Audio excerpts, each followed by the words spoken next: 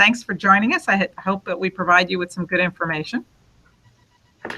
Set it up around these 5 questions. We're going to give you some basic information about what is Speak Up. Might be a top of mind question. And then get into, well, why should my school or district participate, and how will the Speak Up data benefit us? I have a special treat associated with that.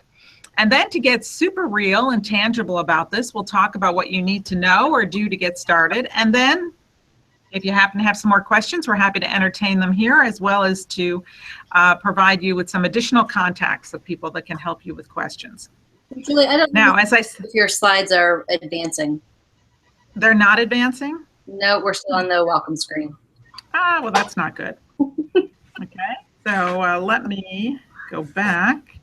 Oh, there we go. Mm-hmm. Okay, so they're advanced now, but they're not in full screen though, no, huh? They're not in full screen. Okay. Let's see if I do this. And I advance, do you see it then? See voices no? Experience. Yeah, we're just looking at the unadvanced one, yeah. All right, so maybe we're gonna have to do it through here without doing the full screen. Maybe what we have to do. I think that's right. Because I'm not quite sure. You know, when I go to do slideshow, for some reason, it doesn't seem to be picking it up.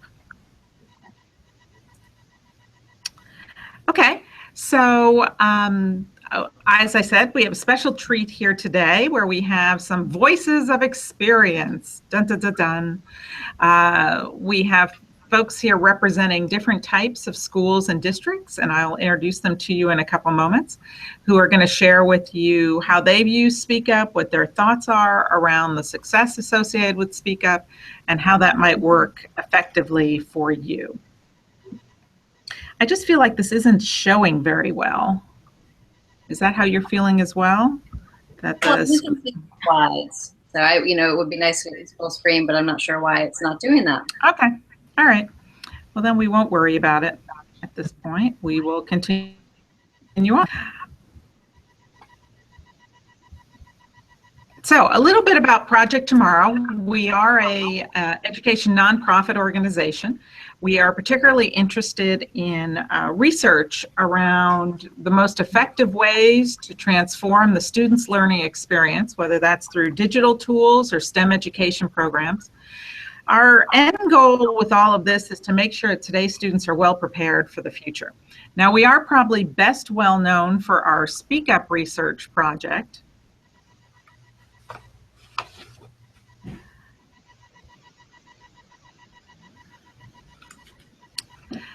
Tell you a little bit about Speak Up as we're getting into this. In case you're not familiar, you may already be familiar. It is an annual research project that is conducted using online service focus groups. So we actually provide the opportunity for any K-12 school or district that wants to use our surveys to collect feedback from their own stakeholders. Now, those stakeholders can include K-12 students, teachers, parents, school site administrators, district administrators, librarians, technology leaders in school districts, as well as district communications officers, and we broaden it out to the general community as well. So you as a school or district leader have the choice as to which surveys you want to use, if you want to have all of these stakeholders participate, or if you want to be selective and only have certain types of stakeholders share their data through Speak Up. Now, the other thing that's unusual about Speak Up is that we don't pre-select or invite only certain schools and districts to participate. In fact, we make the Speak Up surveys available to any K-12 school or district that wants to use our particular online surveys. We do all the back-end facilitation and processing of that for you, and that's 100% a free service that we offer to K-12 schools and districts. In addition to that, we also give to schools and districts their own free report with all of their own locally collected data, the data that is your data, as well as state and national data to use for benchmarks. Now, we take the state and national data and share that with Congress every year, U.S. Department of Education, other federal agencies, state legislatures and state departments of education, education associations and research organizations, and they very actively use that data to inform different policies, programs, and even funding. Since we started this in 2003, we've had about 4.5 million surveys that have been submitted to us through Speak Up. Now, we work with a wide range of different education partners. Many of the different ABC groups that you're of course familiar with, both those folks that are particularly focused in on digital learning, as well as the general education organizations as well. And we're very proud of our association with all these different organizations. Now, the types of questions that you will find on the Speak Up surveys are about learning and teaching with technology primarily. We ask different questions of different audiences. So we ask students, for example, about their career interests in STEM and how they would like to use technology to explore STEM careers, such as through coding or computer programming. We ask teachers about their professional development needs, what their expectations are for using technology in the classroom to support their productivity. We ask different questions, as I said, of different audiences, depending upon what that audience is. But we also ask all the respondents to talk to us not only about how they're using different emerging technologies, both in and out of the classroom, but also what their values and aspirations are. And so that also makes the Speak Up surveys a little bit different because we're not just counting things per se, but really much more interested in the whole ecosystem associated with digital learning and transforming education for students today. So as I mentioned, the surveys are available to be able to be used with K-12 students. Those are grade level and reading level appropriate. I'll tell you a little bit more about those at the end. Teachers, as I mentioned, parents, and other administrators. One of the things that we hear all the time from folks is that they highly value the opportunity to have some quantitative data to be able to counteract or maybe even refute some assumptions, maybe some mythology even, or some anecdotes about digital learning that may or may not be true. And so we're happy to be able to provide that service. Our special guests that are here today may give us a little bit more information about that as well. So just to give you a couple samples of some of the data that can be collected, some things that folks tell us are highly valuable within the Speak Up survey data set. I'm going to take a look at some of the data that we collected from last fall. The surveys were open from about the beginning of October to the middle of December. This year, the surveys are opening up on October 12th. And last year, we had about 505,000 surveys that were submitted to us from about 7,800 schools and 2,600 districts all around the country. Increasingly, we find that districts will sign up to participate and Speak Up as a district. And so the opportunity for the district folks to not only look at their district-wide data, but also to have it disaggregated by schools is very interesting and important. So a couple little sets of data here that might be interesting for you. This is a question that lots of folks pay a lot of attention to. We asked students about their personal access to mobile devices. What type of mobile devices do you have access to, not provided by your school or district? And so we poll on a wide range of these, including tablets, laptops, smartphones. And many districts use this data to not only understand the types of experiences that students are having outside of school, but even how to inform their BYOD initiatives as well.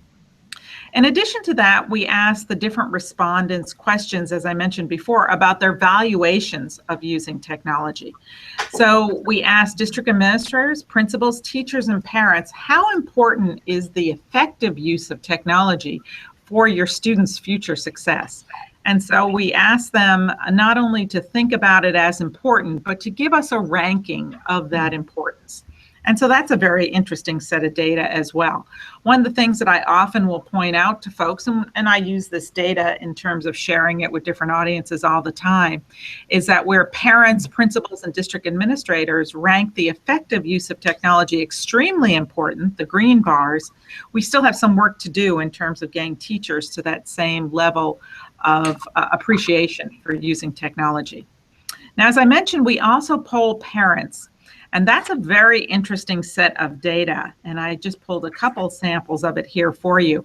We also disaggregate that data based on the age of the children that those particular parents have in school. So whether it's what parents think is their top concern about technology use in school, the importance they place on the use of technology, or even a really interesting question that we asked last year, where we asked parents about the likelihood that they would be willing to pay a tech fee to support digital learning in their districts.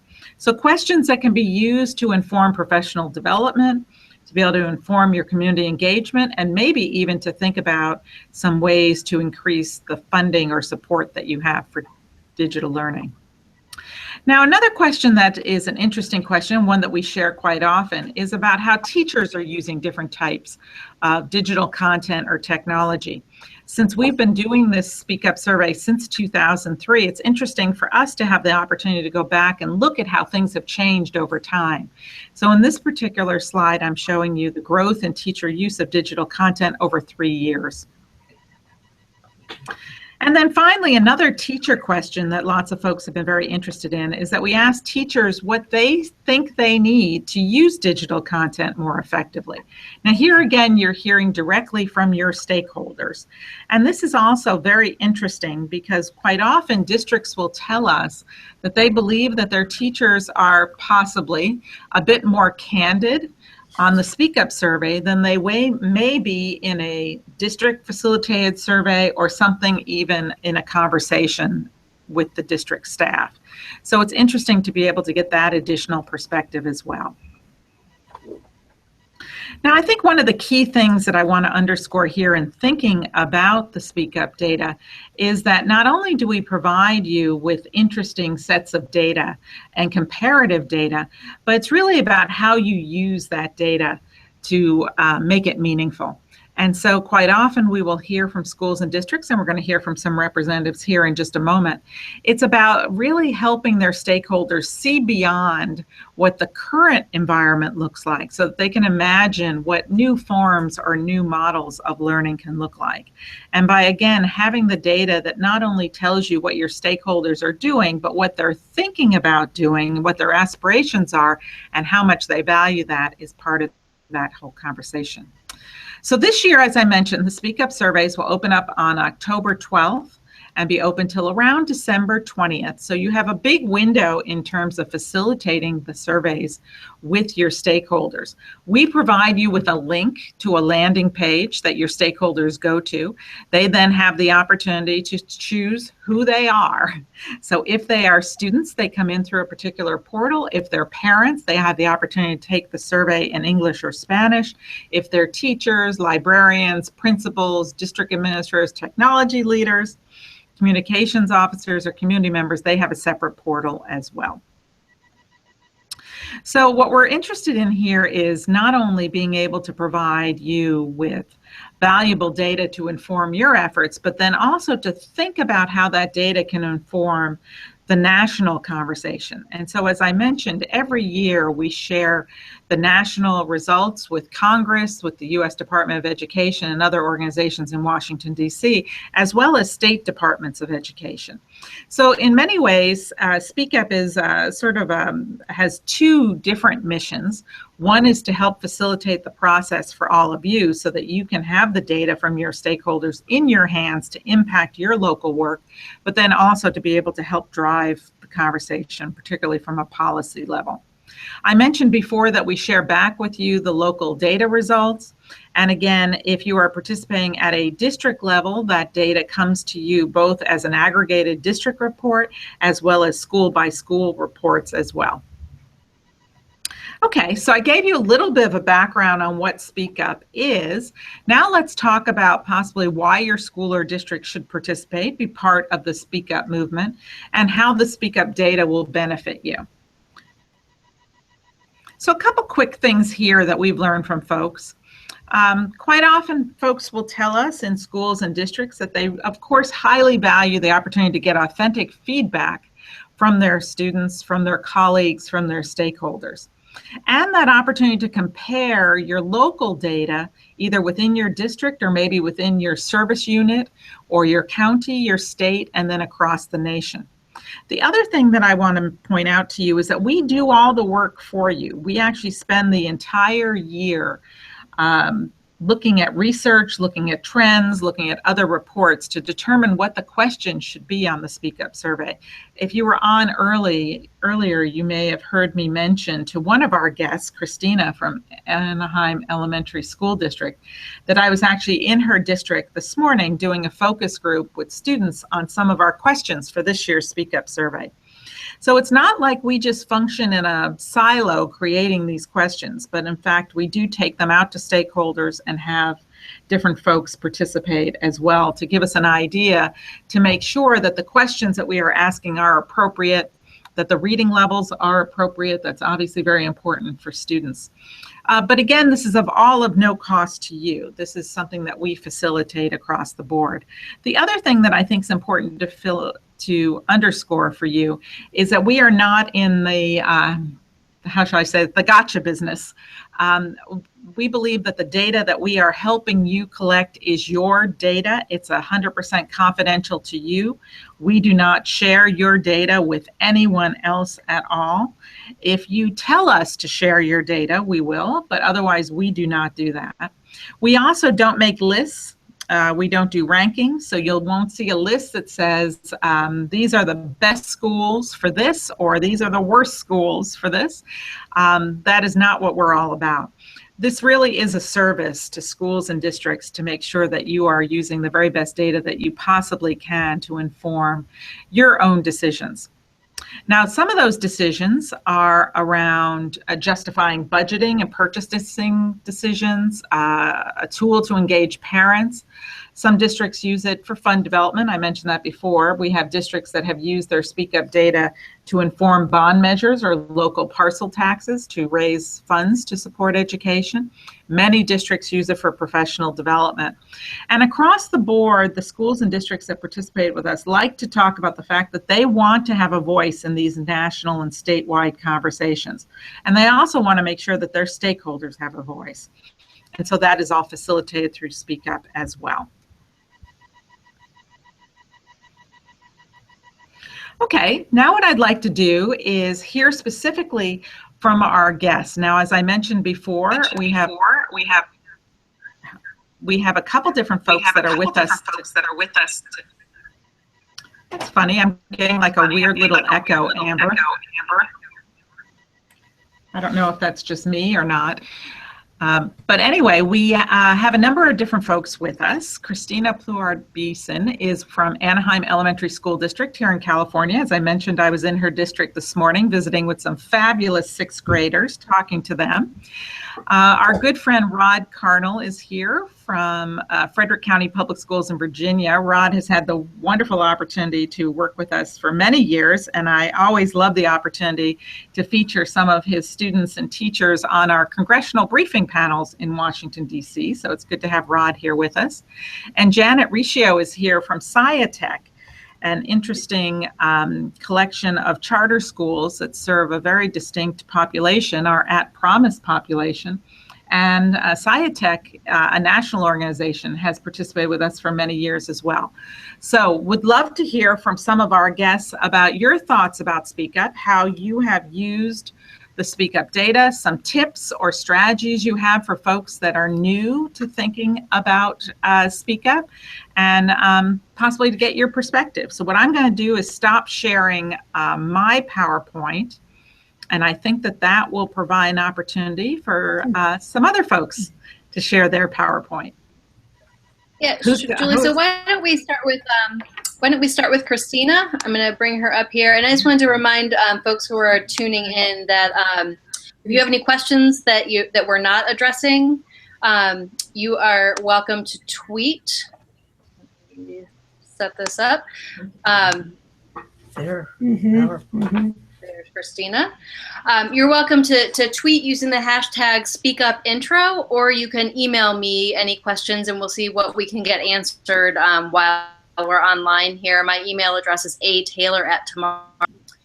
And with that, I will turn it over to Christina. So hi, good afternoon. My name is Christina Pluhar. I'm from the Anaheim we're at Anaheim Elementary School District now. And we are a TK through 6th grade district with over 18,000 students at 24 different school sites. And I just want to say that I'm honored to be able to speak to you today regarding our success with the Speak Up survey. We don't participate every year, we actually participate every other year.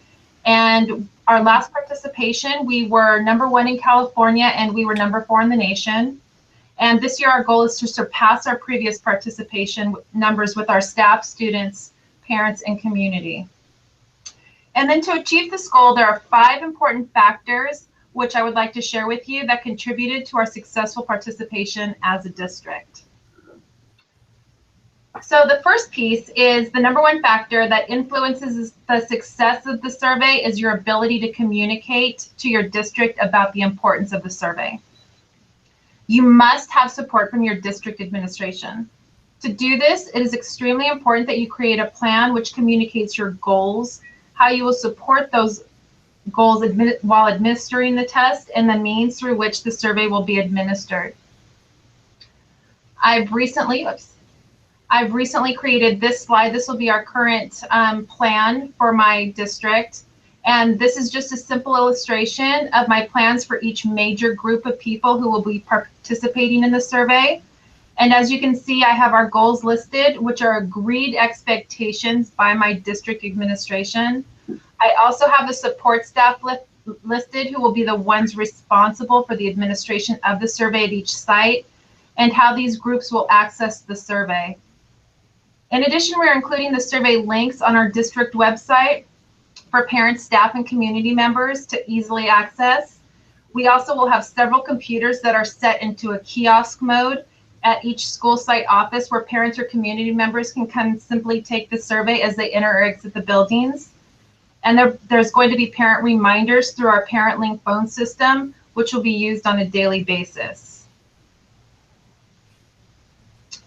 The next factor is that you must designate a leader at each site. In our district, all vice principals are designated as the Speak Up leader at his or her sites. The vice principals are in charge of communicating the dates and disseminating the information to all parents, staff, and students at each site, and they are held accountable for the participation of the staff, parents, and students. I offer my own assistance to any site, and I make sure I visit at least 2 school sites a day to make sure that the administration of the survey is running smoothly. And those leaders know that I'm there to support them in any way possible, and we work very closely together to discuss ways to improve participation from all these groups. You must have roles and responsibilities clearly defined. And as I just stated, the vice principals are the designated leaders, but it is our support staff who are actually in the trenches administering the survey to a large amount of people. So the way that we define the roles and responsibilities sort of looks like this. Our community liaisons, which we have at each site, make sure that the parents are able to log into the survey and successfully complete it, as well as answer any questions regarding vocabulary terms that may not be familiar to our parents, who are generally non-native English speakers. Our technology assistants, which are our TAs, do the same with our students. The teacher's in the room with our students, and they complete the survey, but the TA is also there to lend any technical assistance for each and every class. And then we have a third group who are DLCs, which are digital learning coaches, and they assist in a similar fashion at the site and classroom level. And I just want to say it truly takes a village to make this survey as meaningful and successful as possible. And that goes back to the need to communicate the importance and relevance of this survey to all those involved. And finally, the last piece of advice that I can give you for successful participation, that Julie alluded to in the survey, is that you must share and use your results.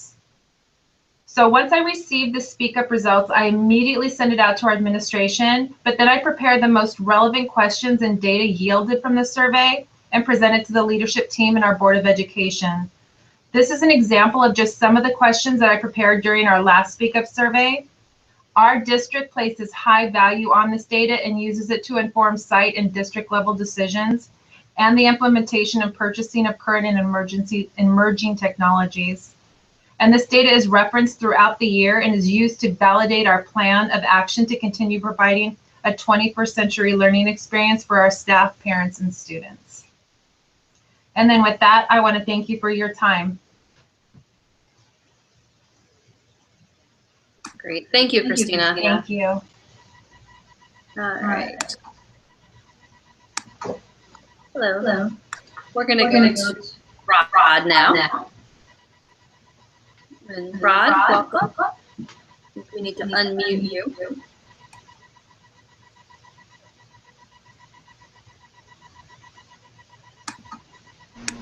There we go. Let me get my slides up. You can hear me now? Yes.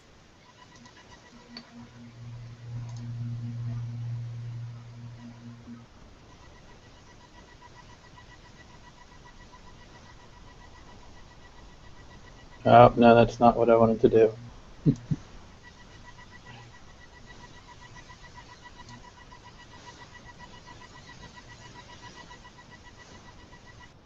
No.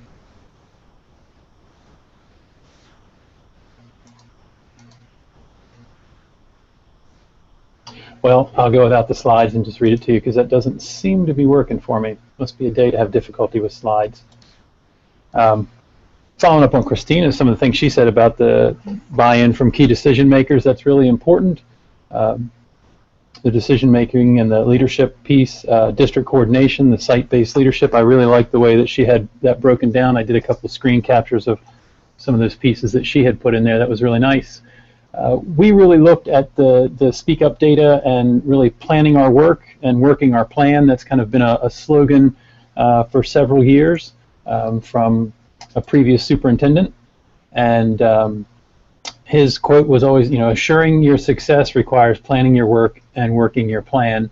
And so as we began to develop our educational technology plan in 2010, we had a rewrite of that educational technology plan for the state of Virginia, and that was then followed by a pilot of Google Apps for Education, a couple of things changing in our district. At that point in time, resources were slim to none, so we had to figure out how to maintain the things that we had built up in our division without additional resources to replace servers or replace machines. So we were looking in various directions for solutions to that. And we came across the Project Tomorrow Speak Up survey data. Although we had not participated, we found those findings and started taking a look at what was going on in our state and across the nation and some of those trends that were coming up. In 2012, we first started beginning our participation in Project Tomorrow, the Speak Up survey, and really we're looking at data to kind of affirm some of the things that we knew about our community of learners, the students themselves, our community at large, our parents, and some of the other stakeholders outside of the schools, and how that was going to influence some of our decision making. We really used the data on home access and the types of devices that students and parents were using outside of the school day. That certainly helped us as we went through the process of deciding on our initiatives to first a Bring Your Own Device initiative, which started moving towards a one-to-one initiative early in 2012-2013 school year. We started a pilot with one-to-one at one grade level at one school and worked out some of the issues of providing devices to students as we began to scale that. We increased our participation in 2013 in the Speak Up survey and really focused in on going through the data from our participants at the 6th through 8th level, because that's what we had kind of targeted as our first point of entry for one-to-one, and really looked at what middle schoolers had to say about their own use and their preferences.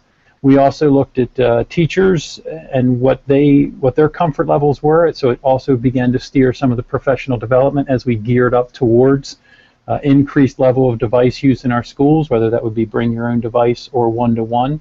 And that really helped with a lot of decision making around the direction we were going to go. It really helped us with determining some of the infrastructure that we would have to build up to prepare for additional devices in the school. So the survey data really did help us in terms of our decision making.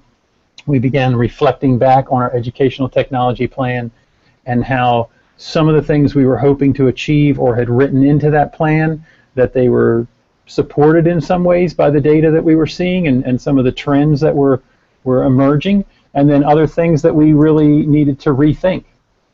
So along our journey, continually trying to increase our participation on a local level so that we would have a better snapshot of what our participants in the survey were saying as compared to that on the state level and that on the national level.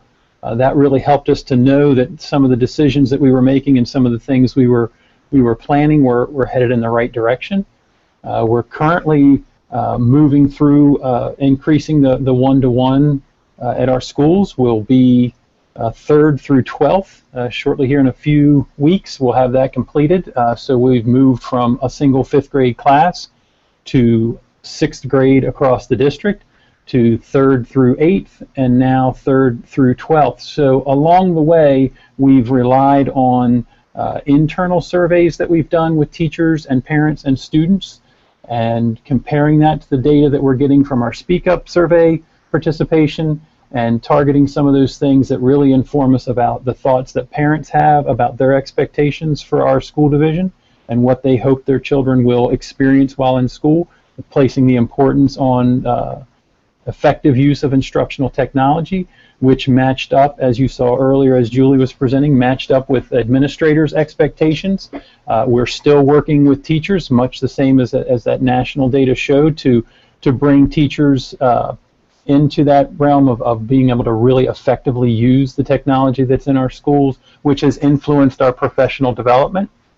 And again, as Christina pointed out, referring back to that data, referring back to the survey, showing people that this is what's being said in Frederick County. This is what is mirroring that at the state level or the national level. Most of the time, we were pretty close in our responses, and so it was easier for us to get some buy-in from the decision makers, board members, administration, building representatives, as well as building level leadership, to really lead in the direction that we were hoping to go with one-to-one and some of the things that needed to happen around that. We certainly recognized from some of the information that was in the survey data that just putting the devices there was one huge accomplishment, but that was not the end of the story.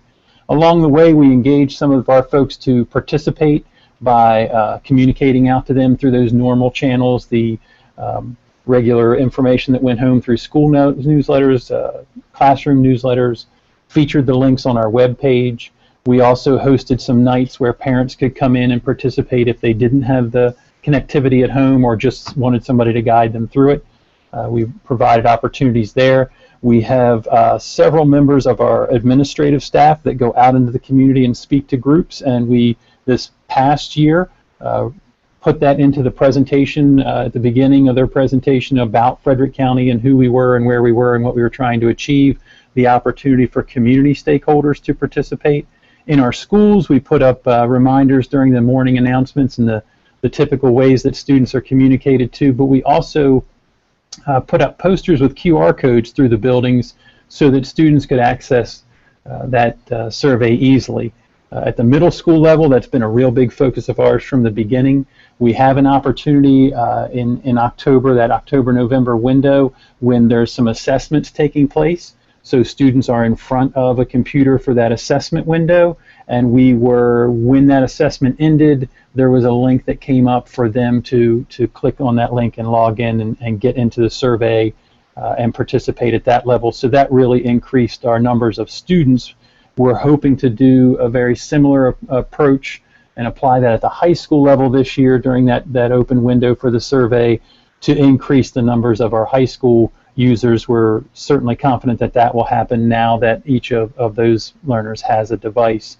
So those are some of the things that we did to increase participation and some of the ways that we were able to use that data, rolling it into our tech plan, rolling it into some of the plans for teacher training, professional development, and again, as was mentioned earlier, communicating that out to our stakeholders. We'll be grabbing short little bites, I guess, from that data this year as we promote the survey this coming year to show what we learned in the past to encourage people to weigh in and participate and speak up. Thank you. That's great. Thank you, Rod. Thanks so much. It's always fun for us to hear how schools are both promoting things and then using the data as well. Very informative to what we're doing too.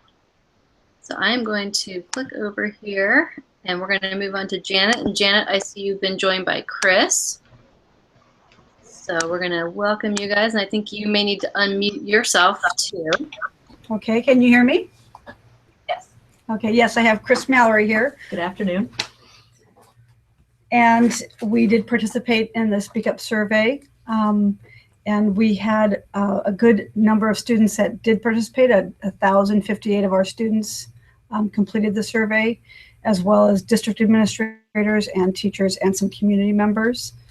And Chris, before you go a little bit further, could you also just explain to folks who are tuning in a little bit, you have a slightly different school setup than come to her local. Yes, that is kind of important when we look at the results, because we have charter schools in 3 states.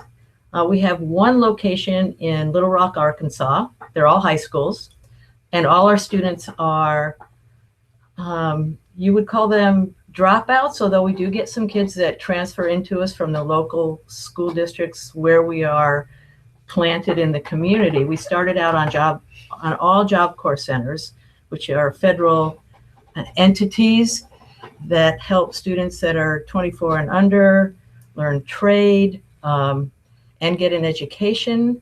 And we go on Job Corps. The Job Corps centers we're on, we provide a public high school diploma as opposed to a private online high school diploma.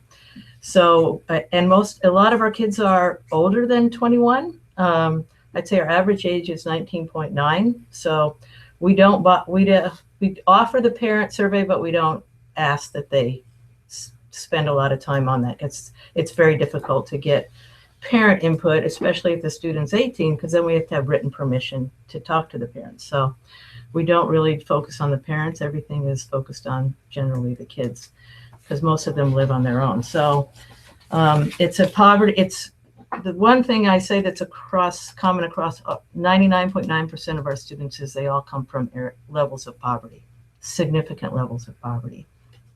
So I like this. We like the survey, and many of our staff like the survey. It does take some time, and I think we have a cure for that, is where I make clear that there is a lot of time to access this survey, because it overlaps with the Gallup, and we also do the Gallup poll. But we get a lot of good data out of this that shows what we're doing well. And Janet does a PowerPoint, but she uses all your PowerPoint, and we put our data into your tables for each of the states. And so that's why she didn't do the PowerPoint, because it was really pieces of your PowerPoint. And when we go through, we look for things that we're doing well and not well. And one of the things I've noticed is we've always been better in the Google. We are very, very tech oriented. But now I see we're trending down with our compared to the rest of the nation. So sometimes you're ahead of the game and you get satisfied. Well, this is good enough. And you forget that everyone else is moving forward and you're standing still. So those are the kind of things Janet and I look for when we push the data out, and that what we'll be discussing with the schools at our first big meeting this fall is the key learnings from this. At the end of the year, it's usually not as productive. So Janet puts out her results for the SciTech high school results compared to the national and state results for key questions that are in your PowerPoints, which we really appreciate. We also appreciate the handouts you give on the staff and the students, 10 top things everyone should know. Those were very helpful. Very, very helpful. We love that you put all that data together. We have to do a little on our own just because we're so weird in 3 states. So a couple things that we've seen positive for us is our use of technology, although we need to keep up with Google.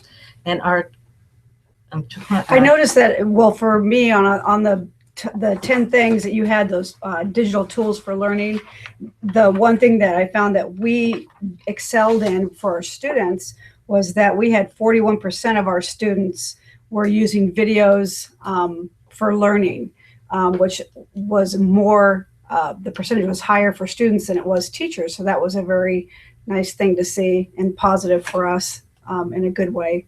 So and that's partly because making a video is one of our projects that kids have access to do as one of their senior projects. So kids make a lot of their own videos that we use at school that we can again pass on to other students. So that's a big deal when the student becomes the teacher. And it's very apparent, you know, as far as just seeing these results come out and comparing to the state and national level with our students, especially with mobile devices. It's very clear that that is the way that things are going. I mean, textbooks are slowly becoming a part of the past, and just students coming in with mobile phones and being able to use them in the classroom and being able to communicate with their teachers before school, during school, after school. It's very important to them, and the phones are just, they're never going to go away, and be able to communicate with the students in the educational platform is here to stay, as far as I'm concerned. And so, and Janet, we just flip back and forth, and one of the things our superintendent came out with at the beginning of this year to our executive cabinet, now she's visiting all our sites, is one thing she got from this is the use of mobile devices. So her question to our IT department, which is top, you know, for a very small department, because we are a very small network, they do a great job, but what are we doing for digital devices for all of our staff, because we have a new learning management system now, and how are they going around and helping the kids if they have to run back to their computer? So that's something staff is going to be really excited to hear coming from our Dr. Doxson, our superintendent. And how are we helping students have access, at least at school, to some digital devices if they don't have their own phones? So this survey helps us in a variety of ways, helping us make sure we stay on the job with keeping ahead with technology, and staying up with our students and not getting behind them, which could happen in this digital era with respect to technology. All right. Thank you so much. I have a feeling Julie's wanting to jump back in here and do comment there. Back up. Julie. Here. Hi, can you hear me? Yes. Yes. Okay, good. This is fascinating. Yeah, really fascinating. A couple things that came up that I heard. You know, Christina, I'm going to echo Rod's comments. I love sort of the strategic approach you're taking in terms of how to roll out Speak Up, and what that means in terms of tips and techniques for getting the maximum amount of participation. So I thought that was particularly noteworthy. I really liked, Rod, your conversation about the value of the data and how you look at the data through so many different lenses, and how it impacts not only your current initiatives, but your future initiatives. And that tie into professional development is something that I thought was particularly interesting. And then thank you so much to Chris and Janet for giving us some examples, particularly because you are working with a different type of student population. And one of the things that we have seen over time is that Speak Up works for different types of student populations, different types of learning environments, different types of communities, different types of school settings. It has that sort of universality. And so I think it's really interesting to underscore that as well. And I'm so glad that all the way across the board, you find the data valuable, whether you're looking at your own individual data or the comparative data within your network or within your district, as well as with the state and national, since that's always been one of our big goals associated with this. So what I've got is a couple other slides I want to take you through, kind of, so what do you do now that we've gotten you excited? So let me get back over to my presentation here for a moment. And thank you so much to Christina, Rod, Janet, and Kim for participating with us. Chris for participating with us. So what do we need to do to get started? So good news is that actually all schools and districts are already pre-registered to participate in Speak Up. The back end of our database is the NCES database. And so you don't need to come on to Speak Up and go, oh my gosh, I've got, like Christina does, 24 schools. Do I have to put in all of that school information? No, in fact, we have that already. Now, if you've just opened a school this year, we probably don't have that information. Or if you've changed the name of a school, you may need to change that. But for the most part, your information is already in our system. So that's great. Anyone can come on and start participating in Speak Up right away. What you want to do, though, is you want to add a district or school contact. That might be yourself. It might be someone else designated within your school or district.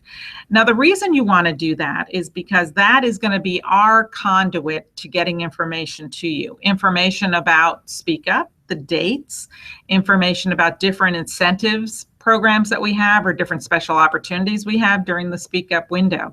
In addition to that, we're going to be giving you a weekly update as to what your participation numbers look like. And from time to time, we may have some different webinars or Twitter chats or different sorts of things that you're going to want to be aware of. So it is highly advantageous to sign up to have someone pre-registered, someone registered as the contact. In addition to that, it's that contact person that we are going to send the information to once the data window has closed and you have the opportunity to get that free report of your own data access. So advantageous to have some type of a main contact for us. In addition to that, we also provide the survey links for you. So again, you don't need to build up a whole system per se to be able to accommodate this, because we do provide you with the survey links to those landing pages and all the instructions with how you can promote that out. In addition to providing you with interesting data on the back end, we also have a number of different tools that can help you with promotion, whether that is text that can go in an email newsletter or on a website, or FAQs to have conversations with stakeholders about the value of this, or as we've done today, sharing tips as to what makes the participation in Speak Up the most meaningful. Now, we also set up for each one of the states a state page. Now, this is a particular page where there may be some very specific information that is pertinent just to that state about how they're participating in Speak Up. We have very close relationships with a large number of state departments of education who value Speak Up in the same way that the districts do. They're interested in their state aggregated data. So they may be hosting special webinars about state participation in Speak Up. They may have some special incentives for participation. They may want to talk to you about how you're using that data because it supports some of their efforts. I showed you here Texas because Texas has been one of our largest participating districts for several years. So easy to participate. You've already been registered. Your next step is really to identify that contact and then take advantage of all of the resources that we have in Speak Up. Now, you may have additional questions. You may have additional questions today or tomorrow or even next week as you're thinking about this. I want to introduce you to who is your new best friend, and I think all the folks that are here with us today will agree with this, that Jenny Hossert, who is our Speak Up Operations Manager, will become your best friend. So Jenny works very closely with our participating schools and districts, helping her, our other teammates, Lisa Chu and Tessa Pugh, who also work with her in terms of supporting the work in our schools and districts. Any question you have, any concern you have, or how do we message this out, or has anyone ever done this, whatever it might be, Jenny can be your point person. So I hope that you take advantage. You write down her phone number and her email address. Of course, you can always find her through our website. Now, a couple things that you also might want to know about, and I think Chris may have mentioned some of these, is that we also have, in addition to information to support you during the promotion phase, we also have some really interesting new tools to help you once you've gotten your data. So one of the things that the team worked on this past year is setting up some PowerPoint templates. I think that was what Janet was referring to, where you can drop in your data. So quite often we will have folks that will say to us, well, I want to do a presentation to our school board, or I want to do a presentation to our superintendent cabinet, or to a community group. But I want to make sure that I'm capturing the very best data and make sure that we are representing our data effectively. So we created for you the series of templates for different presentations that are already preset for you. All you have to do is drop your data in, and we explain to you exactly where you find that data and what the comparative data is. So lots of folks have been using that. Same thing in terms of some of the infographics that we create. Each year we take the national data and create a national report, as well as a series of infographics. So I think Janet and Chris mentioned our top 10 flyer of things that you need to know about today's students in digital learning. We also did a top 10 flyer this year about teachers' use of technology, parents' expectations for technology. We also did one this year about mobile learning. Every year we do a mobile learning snapshot. Where are we in terms of device access and device usage? In addition to that, we also did an infographic this year on the homework app. All of those are available to use at the national level, but then you can also use them to drop in your own localized data. So I highly encourage you to take advantage of going to tomorrow.org, an easy URL to remember, to not only take a look at how you participate in Speak Up, but how we have set this up so that you have all the tools that you need to be successful.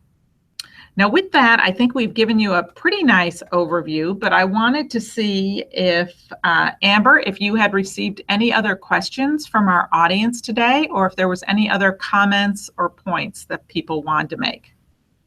So I have one question came in, and I think we've sort of gotten to it a little bit with different folks' presentations, but someone wanting to know if they can just use the survey tool to survey parents. If they don't want to do the whole implementation and do teachers and administrators and everything, if they can just use it for parents. So, and if Julie wants to address that, or if one of our speakers wants to address that. Well, that's a great question, Amber. So let me give a couple insights into that, and then maybe our speakers might want to share with that as well. Yes, you once again, at the school or district level, have the opportunity to use whatever Speak Up surveys work best for your own initiatives and your strategic goals. So we do have districts that will use just one particular audience survey, or they will cycle them through in different years, or as Anaheim does, every other year.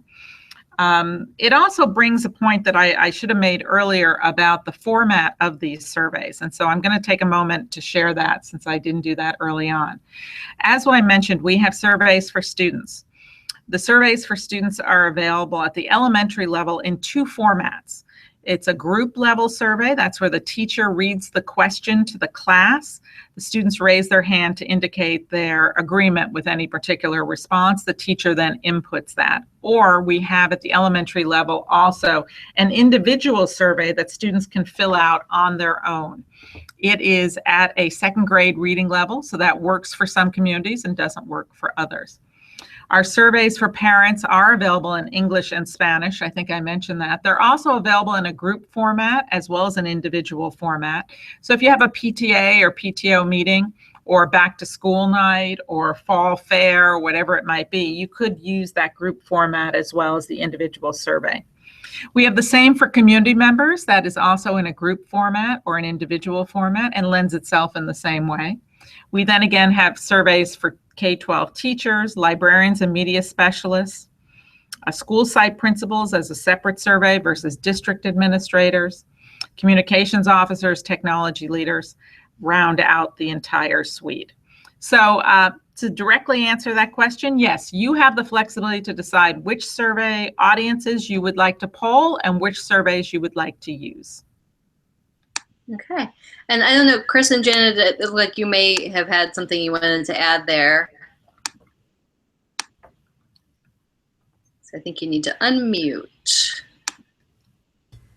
Go ahead. We were going to call you and ask for the state results from 2 other states. Ah, So not just California. yeah, we can definitely do that. You can take and we'll be happy to share that with you so that you have those right comparatives. Absolutely. Good. Good. Well, thank you so much. I definitely want to thank our honored guest, Christina. It's fabulous to have you here from Anaheim, and thank you so much again for facilitating the opportunity for me to spend some time this morning with your 6th graders. Rod, it's always great to have the opportunity to learn from you. I was furiously taking notes. I hadn't thought about the posters with the QR codes before. That is really fascinating. I would love to see some examples of those if you wouldn't mind sharing with us. And then Chris and Janet, thank you so much for providing another unique perspective on the work that you're doing and how the Speak Up data helps to inform some of your plans going forward.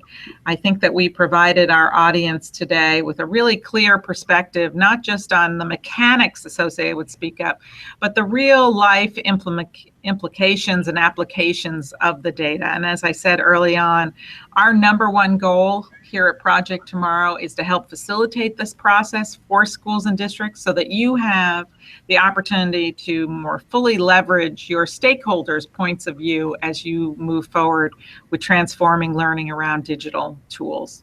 So thank you so much to everybody, and thank you, Amber, for being our facilitator today. Sure, Thank and thanks you. everybody. Thank you. We'll have this session recorded and up on our website. We're also going to be collecting some different tips from some of our other districts who have sent in some tips that they use for promotion and for using the data. So we'll be providing that in a written format too. So hopefully that will help others. So And so thank you all. PowerPoint, Amber, this PowerPoint will be available to us on your website? Yes. Awesome. It is. Thanks. Yes, Okay. wonderful. Thank you, folks. Thank you. Thank you all. Have a good day. Bye.